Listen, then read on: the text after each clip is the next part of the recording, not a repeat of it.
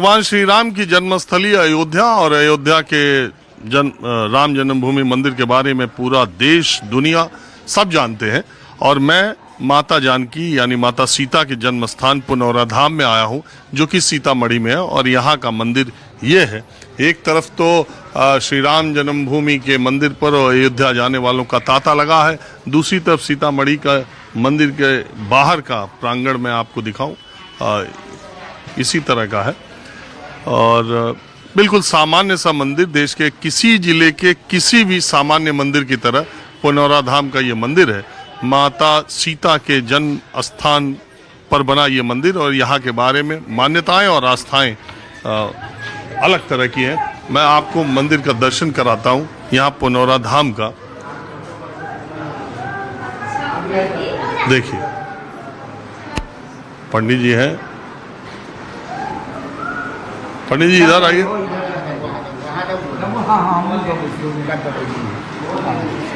हाँ, तो माता सीता के जन्म स्थान के बारे में, इस मंदिर के बारे में जरा बताएं आप हमारे दर्शकों को। सबसे पहले हमारे माता जी के विग्रह के बारे में समझ लीजिए। बीच में 4 विग्रह जो देख रहे हैं, इसमें राम जी सीता जी, 2 राम जी 2 सीता जी हैं। अच्छा। आपके दाहिने में लक्ष्मण जी उर्मिला जी हैं, बाएं में भरत जी मांडवी जी हैं, नीचे शालिग्राम भगवान है, हनुमान जी हैं। 2 राम जी और 2 सीता जी। हाँ, सदियों से जब से यहाँ मंदिर बना होगा, पूजा अर्चना शुरू होगा, तब से 1 राम 1 सीता, लक्ष्मण उर्मिला भरत मांडवी शालिग्राम हनुमान जी थे। 2004 में यहाँ से सिंगल राम जी की मूर्ति चोरी हो गए। नहीं मिलने पर जिला समाहर्ता कलेक्टर साहब के द्वारा नए विग्रह जो बड़े साइज में देख रहे हैं राम सीता की स्थापित कर पूजा अर्चना शुरू हो गया। मूर्ति ही चोरी हो गई। फिर पुलिस जोर लगाए खोज में, 3 महीना पर फिर पुलिस को मिल गया। फिर से उनको यहीं पर बिठा दिया गया, इसीलिए डबल राम डबल सीता हो गए। अच्छा, इस मंदिर का संचालन कैसे होता है? संचालन ट्रस्ट के द्वारा होता है। ट्रस्ट के लोग कमेटी हैं, सदस्य बने हुए हैं, वही लोग देखभाल करते हैं। और सरकार की तरफ से विकास? सरकार की तरफ से तो हम लोग देखते हैं जो एक पर्यटन भवन है जो टूट रहा है। हाँ, उसमें कोई कारोबार अभी बंद हो गया है, क्योंकि किसी यात्री को कोई घटना न हो जाए। नया पर जो है 2 धर्मशाला बना हुआ है, जो हम लोग सुने कि नीतीश कुमार के द्वारा बनाए गए। माननीय मुख्यमंत्री जी आए हुए थे, तो 73, 74 की 72, 71 करोड़ रुपया जो है दिए हुए थे, बोले उसमें 2 धर्मशाला बना हुआ है। वो धर्मशाला हम लोग देख रहे हैं, दूसरा कुछ तो हम लोग नहीं सुनते हैं अभी। तो ये तो किसी जिले में हिंदुस्तान के एक सामान्य मंदिर जैसा होता है। माता सीता के जन्म स्थान पर भी मंदिर वैसा ही है। एक तरफ तो अयोध्या में देख रहे हैं आप, और दूसरी तरफ माता जी के जन्म स्थान पर। पीछे मैंने अभी जो सीता कुंड देखा, उसकी भी हालत एकदम बिल्कुल किसी गांव के पोखरे की तरह है। उसे भी बदतर है। देखिए, पहले आप जो है समझ लीजिए, हमको मंदिर बंद करने का भी समय। जिस समय राजा जनक जी यहाँ के राजा थे, उस समय इस राज्य का नाम मिथिला राज था। जैसे अयोध्या राज राजा दशरथ जी के नाम से जाने जाते थे, लंका राज जो है लंकापति रावण के राज्य से जाने जाते थे, किष्किंधा राज जो है बाली के राज्य से जाने जाते। ऐसे राज बटा हुआ था उस समय। उस समय लोग राजतंत्र में जीते थे, राजा होते थे, उनके बाद उनका पुत्र होते थे, प्रपौत्र यानी वंशावली चलता था। अभी हम लोग प्रजातंत्र में जीते हैं। राजा शंकर भगवान के 4 प्रमुख शिष्य थे। शिष्य सारे दुनिया है, लेकिन 4 उसमें प्रमुख थे। राजा जनक जी महाराज, परशुराम जी, बानासुर, लंकापति रावण। शिव जी की एक बार सभा लगी, जिसमें 4 शिष्य को आमंत्रित किए, जिसमें 2 ही शिष्य उपस्थित हो पाए, राजा जनक जी महाराज, लंकापति रावण। दोनों शिष्य के बीच वेद पुराण में शास्त्रार्थ होने लगा। शास्त्रार्थ करते करते राजा जनक जी जीत हासिल किए, राजा रावण पराजित हो गए। शिव जी ने प्रसन्न होकर के इस पर एक धनुष देकर पुरस्कृत किए जनक जी महाराज को।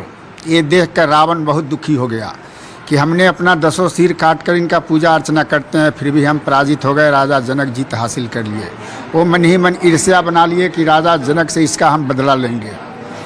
राजा रावण वापस अपने लंका गए, राजा जनक जी महाराज अपने मिथिला वापस आए।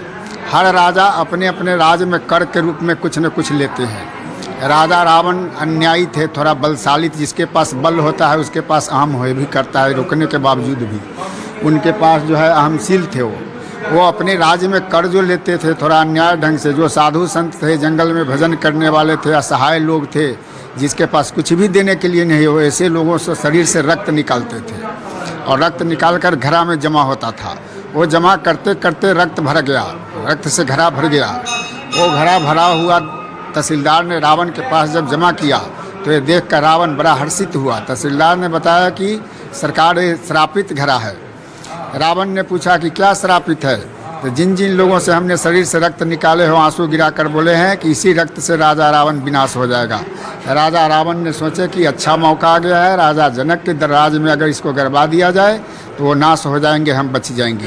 ये सोचकर उन्होंने जगह का चुनाव किए कहाँ पर इसको गरबाया जाए। अभी हम लोग वर्तमान जानकी जन्मभूमि पर खड़े जो हैं, ये जगह उस समय पुण्यारण्य वन जंगल से जाना जाता था। पुण्य यानी पुण्य होता है, अरण्य मीन्स जंगल होता है।